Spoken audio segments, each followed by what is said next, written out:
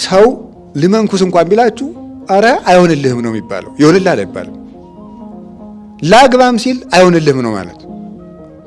እስኪ ከአንዲት ሴት ጋር 3 ቀን በአንድ ቤት ውስጥ እደሩ ይቻላል? ይቻላል ወይ? አይቻልም። መንኩሱ ቢላችሁ እሺ አትበሉት ቶሎ። አግቡ ቢላችሁ እሺ አትበሉት። እኔ የምለው እሱን ነው።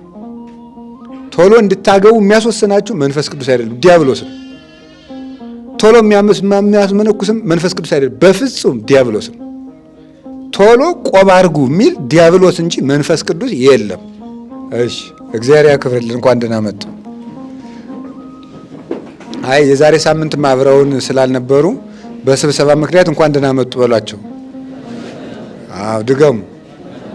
አዎ እሷም ይቁም፣ ቆመው እንኳን ደህና ቆያችሁ ይበሉ። እሺ እግዚአብሔር ያክብርልን። እሺ የትምህርታችን ርዕስ የነቢያት ትዕግስት ነው። የመጀመሪያው ትዕግስት የሚባለው ምንድን ነው ስትሉ ለሚፈልጉት ነገርም እንኳ ቢሆን አለመቸኮል ነው። ትዕግስት ማለት አለመቸኮል ነው። አለመቸኮል፣ ችኩል አለመሆን። ለምንፈልገው ነገር ራሱ ችኩል እንሆናለን ነው። ለምሳሌ ሰው ጥሩ ነገር ሊሆን ይችላል፣ ግን ቸኩሎ ነው የሚያደርገው እና ይበላሽበታል። ሳያስብ ስለሚያደርገው ወይ አይዘልቅበትም፣ ወይ አይጸናበትም፣ ወይ መልካም አደረግኩ ሲል ያበላሻል፣ ወይ ገደል ይገባል። ቸኩሎ በማድረጉ ማለት አለመቸኮል ወይ መታገስ ማለት አስቦ ማድረግ ማለት ነው። አስቦ ከነፈተናው ከነትግሉ ከነአክሊሉ ከነውድቀቱ ከነትንሳኤው ከነትርፉ ከነኪሳራው አስቦ መውጣት ማለት ነው። ጌታ እንዲህ ያለውን ነገር ነው በሉቃስ ወንጌል ምዕራፍ 14 ላይ ያስተማረን አይደለም? ከናንተ መካከል ቤት መስራት የሚጀምር ሰው ቢኖር የሚፈልግ ሰው ቢኖር ቁጭ ብሎ ምንድነው? ቁጭ ብሎ ስንት እንጨት ስንት ድንጋይ ይፈጅብኛል ብሎ ቁጭ ብሎ ያስብ የለም ወይ? ቤቱን ግን ሳያስብ መስራት ቢጀምር ከዚያ በኋላ ቤቱን ሰርቶ መጨረስ ቢያቅተው ያንን የተጀመረ ቤት እያዩ ሰዎች ይስቁበታል። ምን ብለው? ይህ ሰው ቤት መስራት ጀምሮ መጨረስ አቃተው ብለው ሰዎች እኮ ይስቁበታል። ስለዚህ ከናንተ መካከል ቤት መስራት የሚፈልግ ሰው አስቦ ይጀምር ማለት ይሄ ነው። ትዕግስት የሚባለው እሱ ነው። ትዕግስት ምን የሚባለው? ላስብበት ብሎ ወር መተኛት አይደለም። ወር ላስብበት ብሎ ወር መተኛት አይደለም። ለመስነፍ ትዕግስት አይባልም። እሱ ዳተኝነትና መዘጌት ነው የሚባለው። ብዙ ጊዜ መዘጌትና ትዕግስት ይምታታብናል። ቆይ ላስብበት፣ ተረጋግቼ ላስብበት ብዬ ነው የምንለው። መዘጌታችን ነው እኛ እና ዳተኝነታችን ወደ ኋላ መቅረታችን ሰይጣን ያዘገየንን ነው። ግን እያሰብንበት ብልሆች እንድንመስለን ያደርገናል። ግን በትክክለኛው ጊዜ ተጠቅሞ ማሰብ ትዕግስት ማለት እሱ ነው። አለመቸኮል ማለት ነው። ከናንተ መካከል ጦርነት መግጠም የሚፈልግ ሰው ቢኖር ይላል አይደል? ሉቃስ ወንጌል ምዕራፍ 14 ላይ የአንድ ሀገር ንጉሥ ወደ አንድ ሀገር ንጉሥ በጦርነት እንገጥማለን ብሎ ቢልክበት አለ ቁጭ ብሎ የሱ ሰራዊት ይሄን ያህል ነው፣ የኔ ደግሞ ይሄን ያህል ነው፣ ላሸንፈው እችላለሁ አልችልም ብሎ ቁጭ ብሎ ማሰብ የለበትም ወይ አለ ጌታ። አላሸንፍም ብሎ ካሰበ ምን ያደርጋል? ሽማግሌ ልኮ ይታረቃል። ሳያስብ ግን ጦርነቱን ቢጀምር የዛኛው ሰራዊት እጥፍ ነውና ይሸነፋል አለ። ስለዚህ አስባችሁ ጀምሩት ነው። በዓለም ላይ የወደቁ ሰዎች የሚባሉ ሳያስቡ የጀመሩ ሰዎች ናቸው። ሳያስቡ የጀመሩ ሳያስቡ ያቋርጡታል። ከነዚህ ይህንን የሚያሳዩን ለምሳሌ የነቢያት ታሪክ ውስጥ 5 ሰዎችን ተመሳሳይ ነገሮች ታያላችሁ። የመጀመሪያው አባታችን አዳም እና እናታችን ሔዋን በአንድ ርዕሰ ጉዳይ ብቻ ነው። ባልና ሚስት የሆኑት ወይም ደግሞ የእሷን ሴትነት የእሱን ወንድነት የተዋወቁት ስንት ዓመት ቆይተው ይመስላችኋል? 230 ዓመት ቆይተው ነው።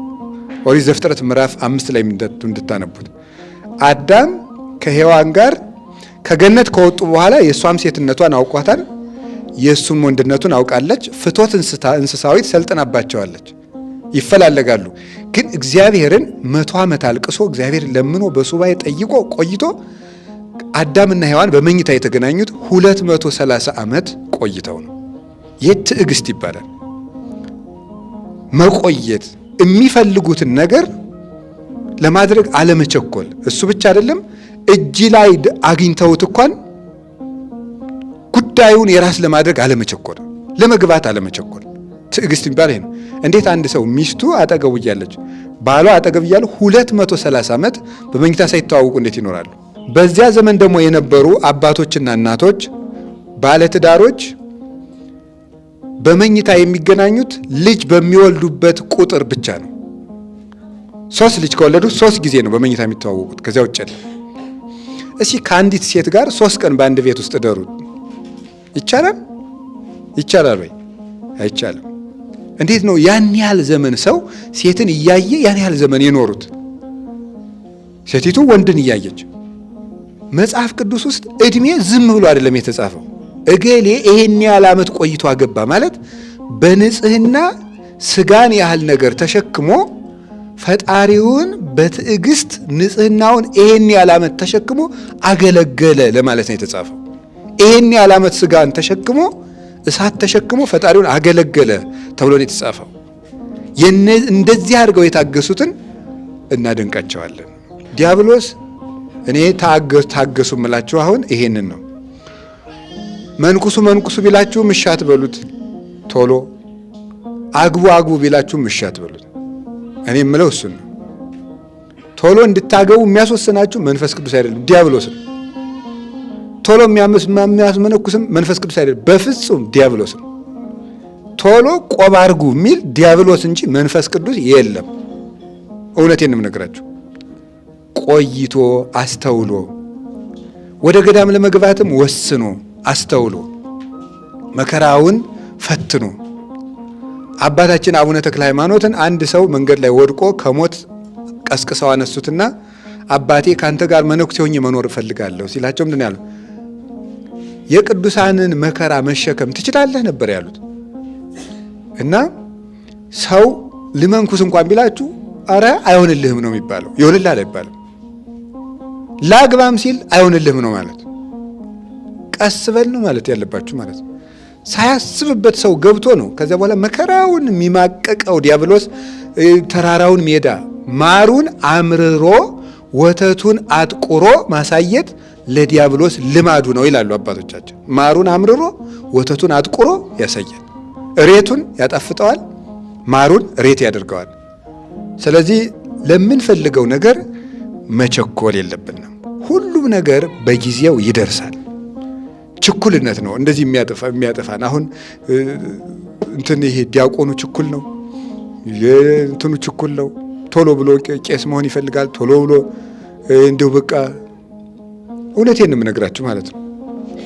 ቸኩሎ አብርሮ ነድቶ ይጥለዋል ገደል ላይ ቸኩል። እንግዲህ አሁን ይሄንን ነገር እኔም ቢሆን እየተፈተንኩበት ሊሆን ይችላል። የምነግራችሁ እኮ አባቶቻችን እኮ እንግዲህ ታውቃላችሁ አይደል? በገጠር ቅስና አምጥተው 2 ዓመት ይደብቃሉ። ታውቃላችሁ? እርግጠኛ ነኝ ሁላችን እናውቃለን። ቅስና አምጥተው ከጳጳሱ የቅስና ማዕረግ ተሰጥቷቸው ሳያሳልሙ መስቀላቸውን 2 ዓመት ይደብቁታል። ሉቃስ ወንጌል ምዕራፍ 1 ላይ ተጽፏል አይደል? ኤልሳቤጥ አንቺ በቅሎ፣ አንቺ የተረገምሽ ቢወልዱሽ እንጂ አትወልጂ፣ አንቺ መካን እያሉ የእስራኤል ሴቶች ሲሰድዋት ልጅ አገኙ፣ ጸነሰች። እያንዳንድሽ ስትሰድብኝ የነበርሽ ሁሉ እነሆ ሆዴን ተመልከች ጸንሻለሁ ብላለች። ስንት ዓመት ጽንሱ ሰወረችው ነው የሚለው? 5 ወር ሰወረችው ይላል። ሰወረችው። ቸኩላ ይውኝ አላለችም። በጊዜው ይገለጥ የለ እና ለሰዎች እንዲታይልን ላበሸቁን ሰዎች ሁሉ እንዲታይ ያገኘነውን ነገር ለማሳየት መቸኮል የለብንም። እንዲታይልን ሁሉ በጊዜው ይታወቃል። ምንድነው የሚለው ቅዱስ ጳውሎስ? መከራ ትዕግስትን፣ ትዕግስት ደግሞ ተስፋን ያመጣል ይላል። ስለዚህ ትዕግስት የመከራ ልጅ ናት፣ ተስፋ ደግሞ የትዕግስት ልጅ ናት። የምትወለደው ከትዕግስት ነው ተስፋ። በነቢያት ትዕግስት ውስጥ ከሚጠቀሱ አባቶች አንዱ አባታችን ኖህ ነው። እንግዲህ ኖህ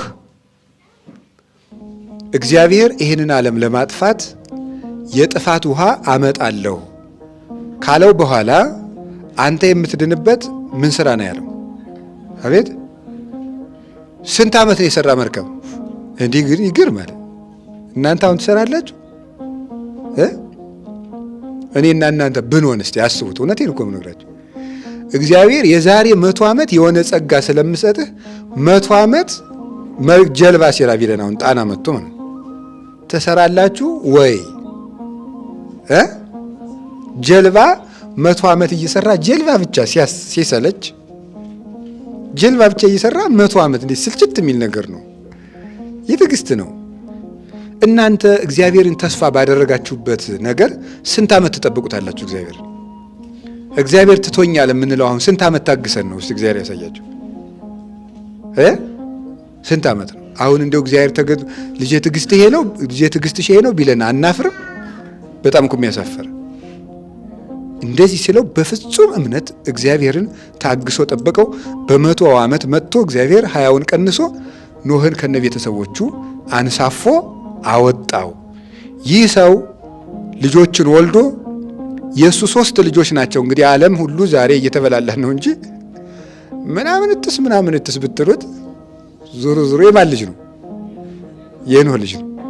እንዲሁ እኮ ሰው እኮ ግርም ምን የሚያደርገው እኔ ጀግናው ጀግናው ቢል ዞሮ የኖህ ልጅ ነው፣ ሌላ ነገር የለውም።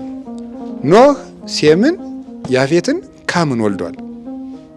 እነዚህ ኤዥያውያን የሴም ልጆች ናቸው። አውሮፓውያን ደግሞ የያፌት ልጆች ናቸው። አፍሪካውያን ደግሞ የካም ልጆች ናቸው። ስለዚህ በሌላ ጊዜ የተቀላቅለው ሊሆን ይችላል። ሁሉም የአንድ ሰው ልጅ ነው። ይሄ ሰው ዓለምን የሞላ ዘር በረከት እግዚአብሔር የባረከው 100 ዓመት እግዚአብሔርን ስለጠበቀው ነው። 100 ዓመት በመጠበቁ እግዚአብሔርን ታግሶ በመቆየቱ አንደኛ ዘሩ በዓለም የተባረከ ሆኖ ሞላለት፣ ሁለተኛ ከመከራ ተረፈ። እኛንም ደግሞ በረከት እንድናገኝ ከመከራ እንድንድን የኖህን ትዕግስት ያድለን። እምንጾመው ጾመ ነቢያትን የምንጾመው ይሄን ትዕግስታቸውን እንድናገኝ ነው። እግዚአብሔር ረጅም ዘመን ሲያስጠብቀን ማለት ነው። ትዕግስት ማለት እሱ ነው። በጠየቅነው ጥያቄ ረጅም ዘመን ደጅ ሲያጸናን ይሄ ትዕግስት ይባላል። መዝሙር 26 ቁጥር 14 ላይ ቅዱስ ዳዊት ምንድን ነው ያለው? እግዚአብሔርን ፈጽሞ ታገሰው፣ መንገዱንም ጠብቅ። ታገሰው እግዚአብሔር። መዝሙር 26 ቁጥር 14 ላይ እግዚአብሔርን መታገስ ማለት እየጠየቅነው መልስ አልሰጠን ሲል አሁንም ከእግዚአብሔር ሳናፈገፈግ እግዚአብሔርን ሳናኮርፍ ወይም መንገድ ሳንለውጥ እዚያው ላይ እየቀጠልን ስንገኝ ትዕግስት ይባላል ማለት ነው። መድኃኔ ዓለም ትዕግስቱን ያድለን።